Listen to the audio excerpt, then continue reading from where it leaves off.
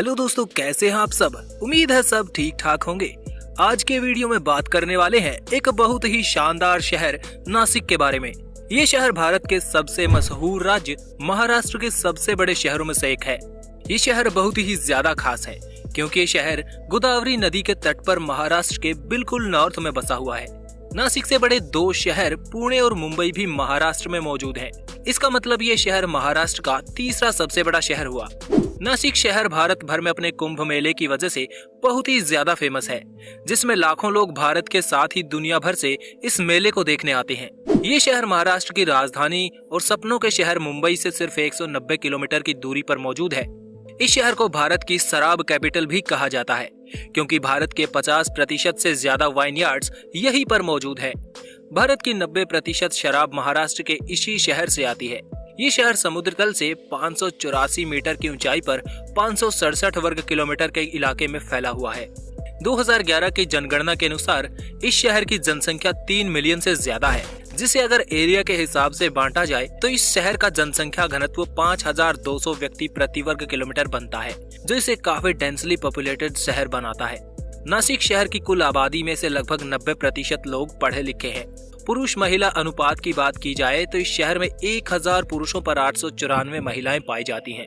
वही शहर की नॉमिनल जीडीपी $33 बिलियन से ज्यादा है, जो इसके मानव विकास सूचकांक को 0.746 पॉइंट देता है, जो अपने आप में एक काफी अच्छा नंबर है।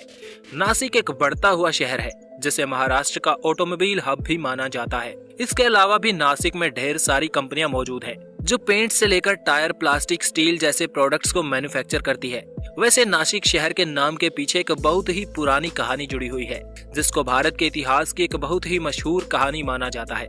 रामायण में लक्ष्मण ने जिस जगह पर सुपर्णखा की नाक को काटा था, उसी जगह पर नासिक शहर बसा हुआ है। नासिक एक संस्कृत का शब्द है जिसको नासिका कहा जाता है। अब आप समझ गए होंगे कि आज इस शहर को नासिक क्यों कहा जाता है। लोगों के अनुसार जब राम जी 14 साल की उम्र में वनवास पर निकले थे तो नासिक के जंगलों में ही रहा करते थे। हिंदू धर्म के अनुसार पिछले 3 युगों में इस साल को पद्मनगर, त्रिकंतक और जनस्थान कहा जाता था, लेकिन आज के समय इसका नाम बिल्कुल ही बदल चुका है। इस शहर में ढेर सारे गुलाब के फूल भी उगाए जाते हैं, जिस वजह से मुगलों के दौर में शहर का नाम गुलशनाबाद हुआ करता था। नासिक की इकोनॉमी भी काफी डाइवर्स है। इस शहर में 1925 में अंगूरों की खेती शुरू की गई थी, जो आज बहुत ज्यादा मात्रा में शहर के अंदर की जाती है। इस शहर के आसपास लगभग 8,64,000 हेक्टेयर जमीन पर खेती की जाती है। आपने दिल्ली मुंबई इंडस्ट्रियल कॉरिडोर के बारे में तो सुना ही होगा। ये रोड नासिक के पास ही इगतपुरी और इन्नार से होकर गुजरता है। नासिक शहर में बहुत सारी इंडस्ट्रीज मौजूद है। यहाँ पर डिफेंस और एरोनॉटिक्स से रिलेटेड भी चीजें बनाई जाती हैं। यहाँ ओजार के पास हिंदुस्तान एरोनॉटिक्स लिमिटेड की एक एयरक्राफ्ट मैन्युफैक्चरिंग फैसिलिटी भी मौजूद है, जो आत्मनिर्भर भारत के हमारे एजेंडा को और मजबूत करता है। नासिक में ही भारत की करेंसी भी छापी जाती है, यानी यहाँ पर नोट छापने वाली प्रेस मौजूद है।